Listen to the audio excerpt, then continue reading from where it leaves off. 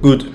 Yo, what's going on, good people? Welcome back to another video. It's your boy LLB. I hope you're all having a really good day. So a couple of days ago I posted on the community tab and just asked you guys what you wanted to see next, and I've been sleeping on this tutorial for a little bit. So today I thought I'd show you guys how to structure your beats in a way that is easy for a rapper to make it into a full song. So that includes an intro, hooks, verses, all that stuff. All of this to help you guys sell more beats and, you know, just get your beats in the hands of people that you want to use them. The Hypnosis kit is finally out. If you didn't catch the last video, the Hypnosis drum kit, well, drum kit slash loop kit slash mastering chain is out now. I'll drop a link down below if you want to jump on it. There's a free version as well for those of you that don't have a budget, and it's essential for the 40k giveaway, so make sure you jump on it. But yeah, enough rambling on. Let's just get into this one. All right, man, here we go. So I've got this quick beat that I just made using this loop.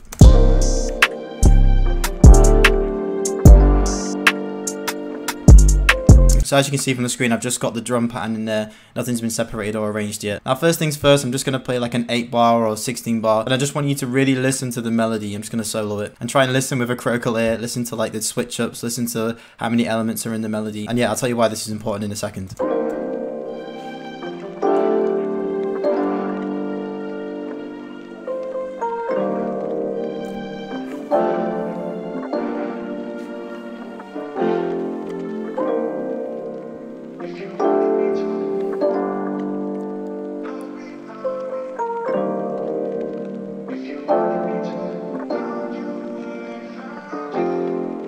Okay, so there's a little bit going on. I've got some chords, there's some strings in there. You can hear a vocal. There's like a Rhodesy sort of piano in there. Now this is important because you need to have those switch ups. You can see just by looking at the WAV file that there's lots of things changing after every 8 bar. So it's so important first to make sure that your melodies are structured first. My normal workflow is I'll just make the melody in one project, as you can see down here. So as you can see, I've got my first chords, then I've got the Rhodes, then the vocals, then the bass, then the strings.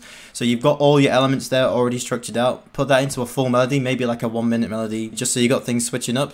Bounce it out as a wave like I've got right here, and then all you got to worry about after that is the drums. Now let's just dive into this. So now the way I thought I'd attack this video is by first just going through intro, main part of the beat, outro, and just show you how I'd go about structuring it, and then I'll just give you some tips and tricks that will keep the beat interesting, and that's equally as important. So the first thing that I'd do is the intro. I'd normally just leave the melody in there. You can just go straight in with the drums, but for this kind of beat I just want the melody to play and just build up nicely. So that's all I'm going to do, have the melody playing. Now the way that I normally drop into my beats to give it that sort of nice impact is by just adding a little bit of automation. So all I'm going to do is take my loop in the mixer. This is the loop right here. I'm going to add an EQ to it. I'm going to just skip to this preset right here. I'm just going to add a tight filter on it. Yeah, something like that. Then I'm going to come to the mixer. I'm going to right click this knob right here, create automation clip. And then right here, just before the beat drops, I'm just going to have it quickly fade out of the way. So then you've got a really nice full impact when the drums come in. Something like that. Maybe even quicker than that. Maybe around here. Let's see what that sounds like.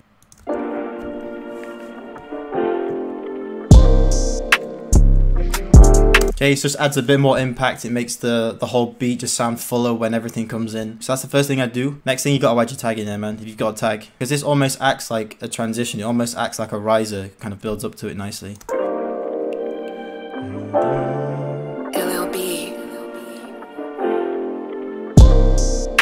Vibey. And then one more thing that I'd normally do is add a little transition. So I've just got this nice transition in the Hypnosis kit, this first one right here, and stick it around there so you can see where it tails off. So you just want to have to tail off right here, sort of like as the beat drops. So maybe knock it down a few pitches, turn it down, turn it down.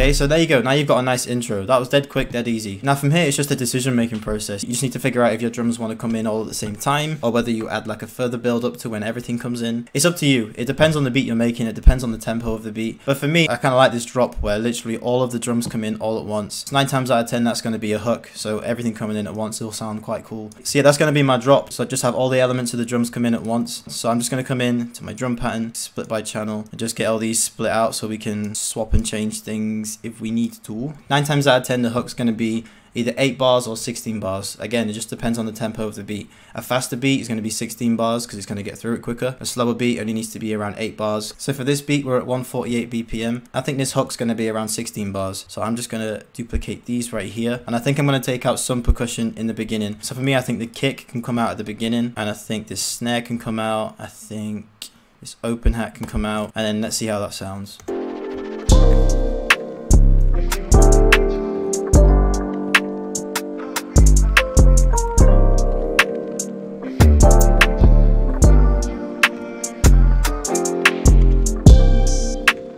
Nice. Okay, that's a really easy hook that we've just made. All we've done, made it into a 16 bar, taken some of the elements out in the first 8, put everything together in the second 8 bar. Now we're on to the verse, okay? Now the length of the verse, again, it just depends on the tempo, but genuinely speaking, for a slower beat, it's going to be 16 bar. For a more up-tempo beat, it's going to be around 24 bars, okay? So all I'm going to do is just take all my drums that I've got right here, pull them across, and I think for this beat and this tempo, I'm going to go with a 24 bar verse. So this is going to be our first verse right here. So similar to the chorus or the hook, I'm just going to take out those same elements that we did at the beginning. So that one and the kick. And what I'm going to do right here, just to differentiate the hook from the verse, is make something different. Now the thing that works best for me is to make the 808 different. So I'm just going to come in, make this unique, and just going to simplify it. I'm going to take out this 808 right here. I am going to take out that 808 right there. I'm going to switch these, just hold Alt and Y. Okay, and then for this last bit, let's take this note over here and knock it up an octave. Okay, and let's just see how that sounds.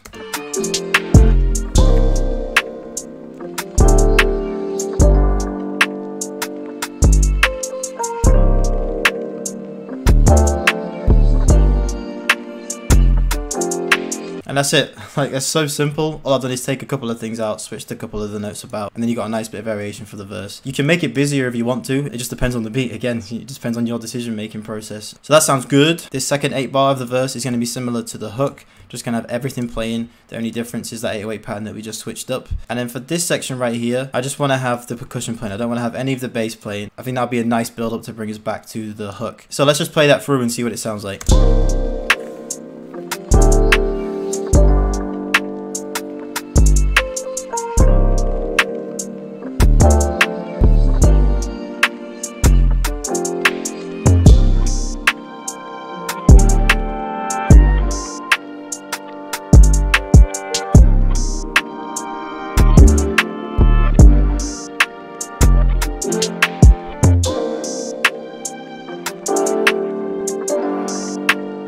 Yeah, there you go.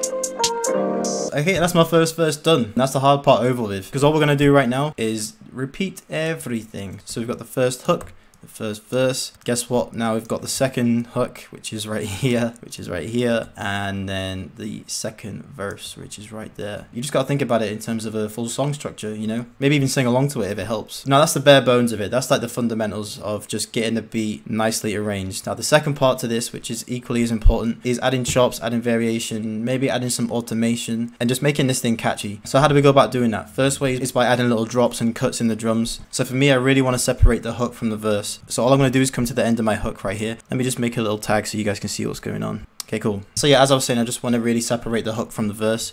So I'm going to come to the end of the hook, and I am just going to drag everything back by 1 bar. All the drums are just going to duck out, and then it's going to drop into the verse.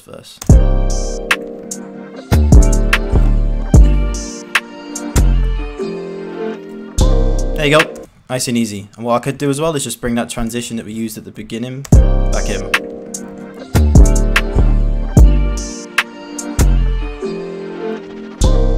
Now what can we do in this first verse to keep it interesting? Again, we can add another cut. So what I'm going to do is come to the section where all the drums come back in, and I'm just going to cut another bar, just a random bar, just adding a little cut right here. That sounds pretty cool. So yeah, let's see what that sounds like.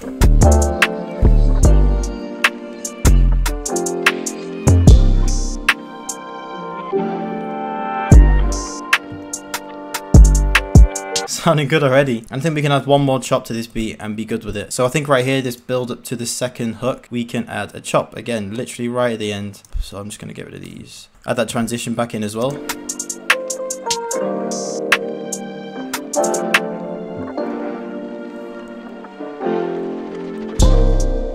And then boom, we're back to the beginning. We're literally back to the beginning. Basically, we've got a full beat there already. Like a lot of the times, that's normally passable, because if you're sending these out for placements or an independent rapper jumps on them, they can just grab the stems from you, add some more changes if they want to. So a lot of the times, this is fine. Now I'm just going to give you a little bit of extra sauce because, you know, we've got to do that. And that comes with automation. And again, there's no real rules to this. You can add a filter similar to what we did in the intro. You can add some reverb, automate that. You can add a delay, automate that. Honestly, the possibilities are endless. It just depends on what you want for that specific beat. But let me give you a couple examples. So I think for this beat, before the hook comes in, before the second hook comes in, I'm just going to add that filter back in again. Turn this one up, and then just duck it out of the way, and then just turn that filter off when everything comes back in again. It's going to sound like this. See?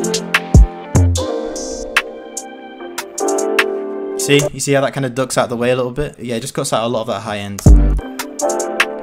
And that sounds sick. When the filter drops back out the way, you've got that full impact. The melody's nice and full again. I'm just going to repeat that in the second verse and add that nice filter back in there. Okay, so that's one thing you can do, add a nice little filter. Another thing you can do is automate some reverb. Now, this is just a very subtle trick. Let's say, for example, you want to add a little bit more variation in this second verse, or you want to add a little bit more variation in this first verse, because, you know, it's just kind of repeating now, isn't it? Let's say we want to add another bit of separation between the 808 dropping out the way and just the percussion playing when we build back up to the hook. Then what we can do, I'm just going to highlight all of those drums. I'm going to knock them back to when the last snare hits. So the last main snare, this sound.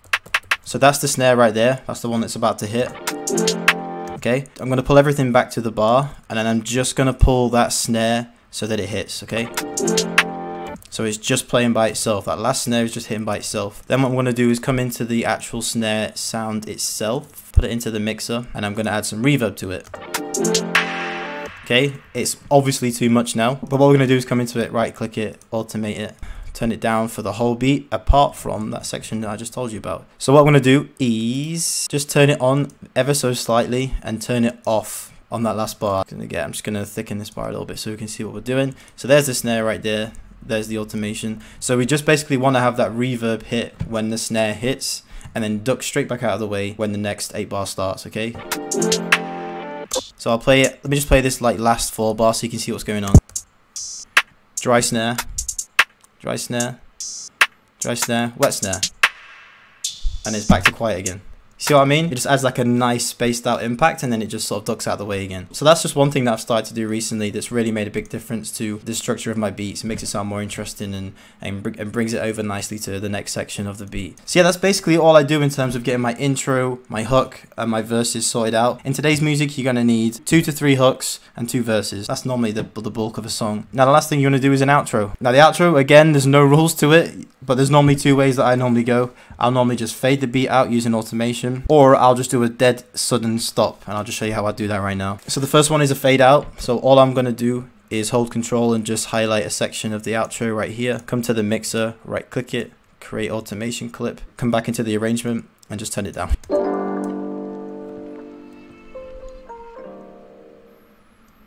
And there's an outro, nice and easy. So there's that way of doing it, dead easy. Or we can just add a very sudden outro. Take the automation out, put another lot of drums in, and just cut it at a random time. And you can just decide where that point is. So for me, I think 2 bars would sound kind of cool. Let's see.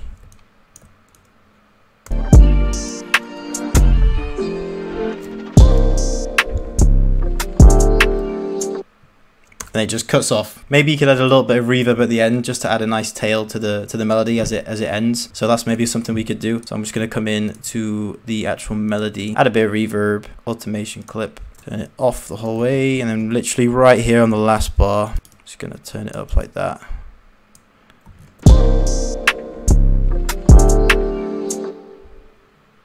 And there's the end of the beat. Sudden stop or a fade out, and then you're good to go. That's basically it. That's my full arrangement of a beat. Now, one last thing that I think would be so easy if you're new to this is find a song that sounds similar to the beat you've just made and just copy the arrangement. Seriously, just copy the arrangement. The beat's not going to be exactly the same anyway. You're not stealing anyone's source, but just find a song that you like and copy the arrangement. Really listen critically and just try and emulate that same arrangement in your own beat. So yeah, that's going to be it for today's video. I hope this one was helpful. Again, if you haven't, make sure you jump on the Hypnosis drum kit. All of the sounds in this beat are from the Hypnosis kit. I'll leave 2 links to the free version and the full version in the description. We are very close to 40k, so keep your eye out on the channel for the 40k giveaway. It's going to be a beat contest, so it's going to be interesting.